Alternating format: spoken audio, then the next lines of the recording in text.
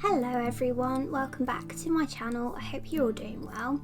I took some video clips of our time away in the Lake District last week and I just thought I would share them with you. I actually did a bit of a family video. So what I've done is I've edited out the clips of my son because, as most of you will know, I don't share him online, but this was his first holiday, and it was our first holiday in a really long time.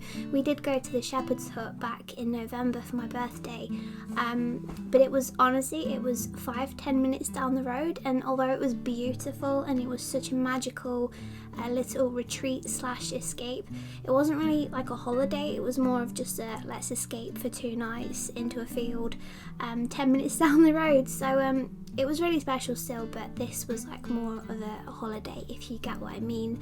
I hadn't been back to the Lake District since I was little, so it brought back a lot of nostalgia actually. It's always been one of my favourite places, and whenever this sounds really strange to say, but you know when you smell sheep poo and it's one of those nostalgic smells for you, when I was back in Cumbria, it just reminded me of where it just reminds me of the area. Not that you like the smell of sheep poo, but you get what I'm saying. It reminds you of something, so it's like an association, that's the word. But because I went a couple of times when I was younger, it brought back truly where my love for old stone walls, small stone walls that just look really cute but just rustic, and you can see that they're like handmade and really old, and they're covered in moss, and just all of the trees, all of the waterfalls and the scenery. And one of my favourite things actually about Cumbria is being able to feel like a Beatrix Potter energy in the air. I can't really explain it, you can just really feel her there, or I could anyway. I don't know if I was just imagining it, but it was easy to kind of put yourself into her shoes and into her life and just imagine where her inspiration would have come from. So of course we had to visit the world of Beatrix Potter in Bowness on Windermere.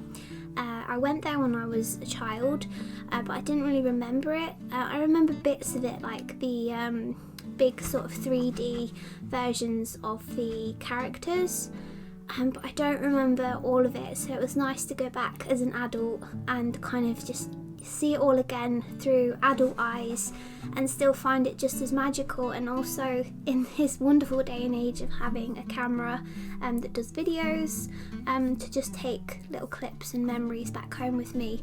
But I really wanted to go here because, as you can probably imagine, there's a lot of opportunities for some great reference images. Beatrix Potter is one of my biggest inspirations because of course I do a lot of woodland animals myself, so to go there and just get a feel for her life and the work that she did was incredible, and I had a really fun time. We kept joking that we weren't actually there for Little Bear at all because he also slept through the whole thing. We were there for me, and I got a big buzz off it more than anybody else, and it was just one of my favourite days. We actually did this on the first day as well, so it was amazing. I absolutely loved it, and I got some lovely videos and photos to bring home to help use as reference images as well, so I'm really excited about that. Please do let me know in the comments who your favourite Beatrix Potter character is. As a child, I remember having a lot of Jemima Puddleduck things, but I was always really confused because Jemima Puddleduck was never my favourite. I think it was the favourite that my family wanted me to have. My favourite though they were always the squirrels, so Squirrel Nutkin and Timmy Tiptoes were always my favourites, but I did bring home Mr. Todd, the book. So I brought Mr. Todd home because it's meant to be kind of the opposite sort of character as to what Beatrix Potter is known for. And I'll just read the back of the book to you. It says, "I've made many books about well-behaved people, and now for a change, I'm about to make a story about 2 disagreeable people called Tommy Brock and Mr. Todd." So I'm excited to read that. Hopefully it will be just a bit of a spin on her usual cheeky, mischievous, cute, adorable, very lovable characters. And of course Mr. Todd is a fox, so I just had to have it. But yeah, just to conclude, this was one of the best days ever and I absolutely loved it. Then we found ourselves in Hawkshead because we actually Happy Cowed, which is a vegan app so you can find restaurants and things, just in case you didn't know. If you've ever struggled to find anywhere, get yourself on the Happy Cow app and it will tell you everywhere in your area or wherever you choose to go where has vegan friendly options. And we went to Ginny's Teapot and they had cakes, coffees, pastries, lots and lots of options. I think they did lunch as well, but we arrived quite late in the day, so we just had tea and coffee and cake. And then the next day we went up to Aira Force, which is a lovely walk through the forest and the woods. We saw lots and lots of water, beautiful waterfalls, and although I loved Beatrix Potter World, this was kind of my happy place. I felt like my body truly relaxed here and I was able to really escape. And again, just the smells, I found myself just deep breathing just so I could try, and if I could bottle that smell up, I totally would. And if my screen right now is scratch and sniff and I could share a piece of that with you all, I absolutely would. But it was just amazing, the scenes up there and just the views, honestly beautiful. There's something about water in smaller quantities, so I don't actually like big bodies of water. I don't really like the sea too much. If you can hear my son sucking his thumb, I do apologise. It's not the most pleasant sound in the world, but he's just found his thumb, so he's using that a lot for like self-soothing and things. But yeah, I don't really like bigger bodies of water. I actually am quite scared of water, but I have this love for water when it's in much smaller spaces, like little streams and little gorges and tiny waterfalls. A brook is probably, you know, as big as I like to go before I start to think, oh, we're getting uncomfortable now, like rivers, that kind of thing. You know, when water gets a bit more attitude and you're like, I'm not going to mess with you, I'm just going to stay back.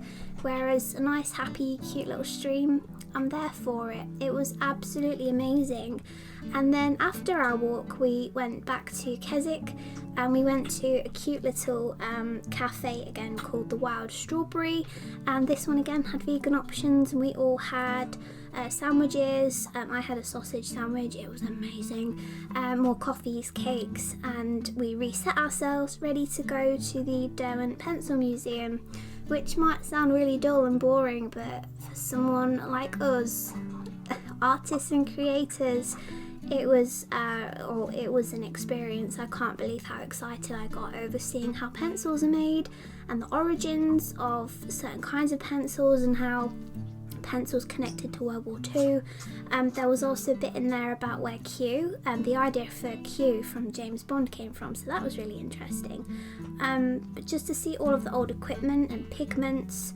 There was also a special section that reminded me very much of my lovely friend Sophie Haywood, of like old vintage pencil sharpeners and things, because she's all about like oldie worldy retro kitsch sort of things like that. And as soon as I saw them, I thought, that is Sophie all over. I wish I could have took some home for her, but they were in a glass cabinet. But there was just so much to see. In particular, I loved this old crate, which was only there for decorative purposes, but all of the paint splats on it and textures was amazing. I just loved it. It really was amazing, and I may have gone into the shop afterwards, but I don't know, I've really reined it in with art supplies recently. I used to be the kind of person that's like, oh, I'm just going to buy all of the art supplies or just try lots and lots of different things. But now I'm trying to just not buy as much because I'm honestly sick of it sitting in a cupboard and just not getting used. So I just said to myself, you can get some pencils, but just buy like 3 or 4.